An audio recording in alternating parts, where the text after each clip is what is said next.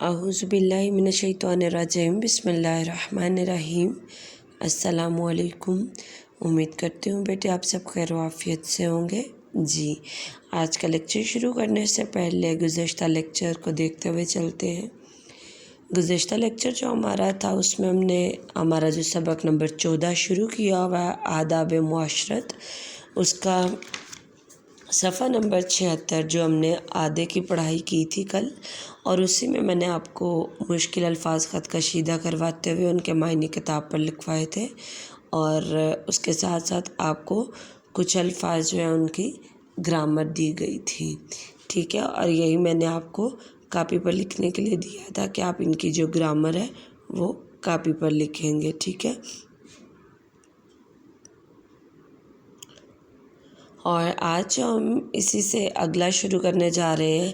آداب معاشرت کا صفحہ 76 جو ہے اس کا بقیہ حصہ پڑھتے ہوئے صفحہ 77 تک ہم اس سبق کو مکمل کریں گے، اور اسی پڑھائی میں آج جو ہم پڑھیں گے اس میں آپ کو مشکل الفاظ خط کشیدہ کرواؤں گی، اور ان مشکل الفاظ کو خط کشیدہ کرواتے ہوئے ان کے معنی آپ کو کتاب پر لکھواؤں گی، اور اس کے ساتھ ساتھ ایک اور کام آپ کو کرواؤں گی جو کہ آپ نے کاپی پہ کرنا ہوگا، وہ آپ کو آخر میں بتاؤں گی۔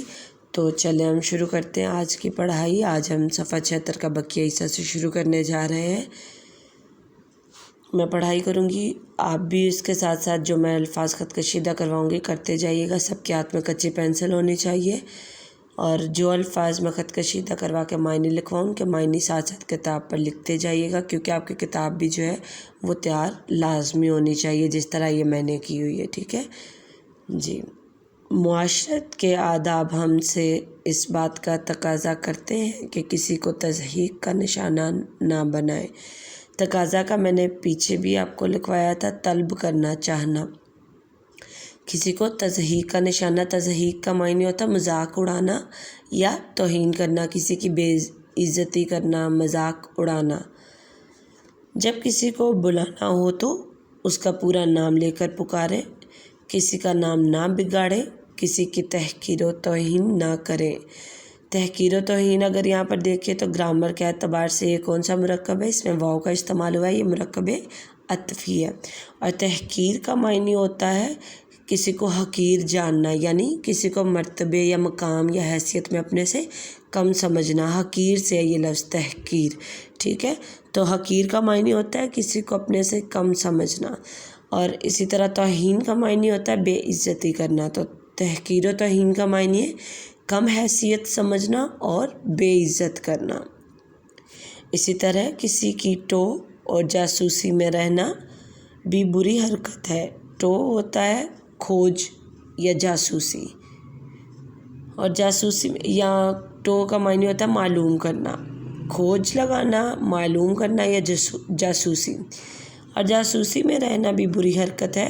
غیبت کرنا غیبت کرنا بہت بڑا گناہ ہے۔ غیبت کا معنی ہوتا ہے چغلی۔ ان باتوں سے معاشرے میں انتشار اور افراتفری پھیلتی ہے۔ انتشار ہوتا ہے فساد یا بد امنی۔ یہ دونوں معنی میں نے لکھے ہوئے ہیں، آپ کو بھی جتنے معنی لکھوائے جائیں اتنے ہی لکھا کریں۔ انتشار کا معنی ہوتا ہے فساد یا بد امنی، بد سکونی، بے سکونی، ٹھیک ہے۔ انتشار کا معنی ہے فساد اور بد امنی یا بے سکونی، اور افراتفری پھیلتی ہے۔ افراتفری ہوتا ہے ہلچل یا بے چینی یا پریشانی، ٹھیک ہے۔ اس لیے ان سے بچنا ضروری ہے۔ جب دوسرے مسلمان بھائی سے ملاقات ہو تو اس کے لیے نیک کلمات کا اظہار کیا جائے۔ کلمات کلمہ کی جمع ہے، اور کلمہ کا معنی ہوتا ہے لفظ، بات، ٹھیک ہے۔ تو کلمات کا معنی کیا ہے؟ الفاظ یا باتیں۔ تو نیک کلمات کا معنی کیا ہوا؟ اچھے الفاظ یا اچھی باتیں اظہار کیا جائے۔ اسے السلام علیکم کہا جائے۔ گھر اپنا ہو یا کسی اور کا، بغیر اجازت داخل ہونا جائز نہیں۔ جائز کا معنی ہوتا ہے مناسب۔ گھر میں داخل ہونے سے پہلے اجازت حاصل کرنی چاہیے، اس کے بعد گھر والوں کو السلام علیکم کہیں۔ والدین، رشتہ داروں اور اساتذہ کرام کے ساتھ ادب و احترام سے پیش آنا فرض ہے.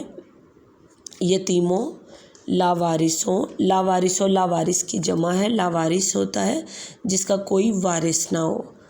محتاجوں، معذوروں، بے کسوں اور بے سہاروں کے کام آنا ہم سب کا فرض ہے.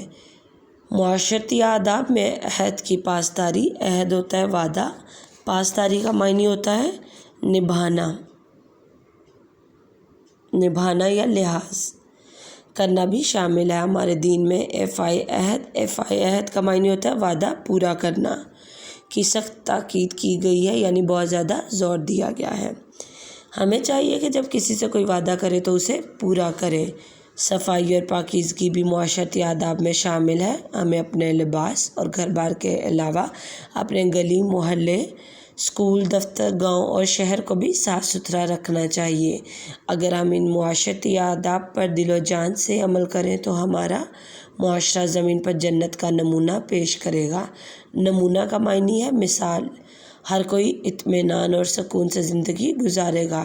اطمینان ہوتا ہے تسلی، سکون. ہر کسی کے حقوق محفوظ ہوں گے. اس سے معاشرہ پھلے پھولے گا اور ہمارا پیارا وطن ترقی کرے گا. پھلے پھولے کا معنی ہوتا ہے پروان چڑھنا، آگے بڑھنا یا ترقی کرنا. ٹھیک ہے. اچھا، یہ جن الفاظ کے میں نے معنی لکھوائے، ان کے معنی آپ کتاب پر لکھ کر کتاب سے ہی یاد کریں گے. اور یہاں پر اگر آپ دیکھ رہے ہو تو میں نے کچھ الفاظ دائرہ لگائے ہوئے ہیں، جیسے معاشرت، تضحیک، تحقیر، انتشار، غیبت، کلمات، السلام علیکم. یہاں پر نمونہ، اطمینان، لباس، محفوظ.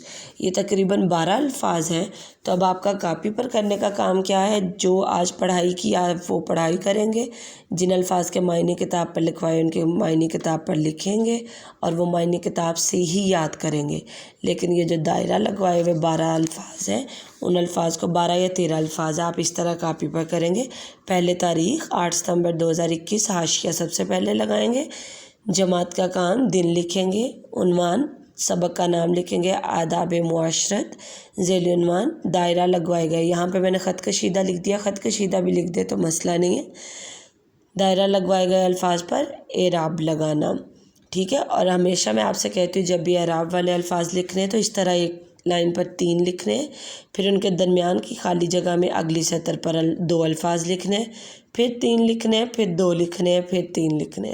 تو یہاں پر پہلے میں نے 3 لکھے ہیں، پھر 2، پھر 3، پھر 2 اور پھر 3، 13 الفاظ ہے یہ.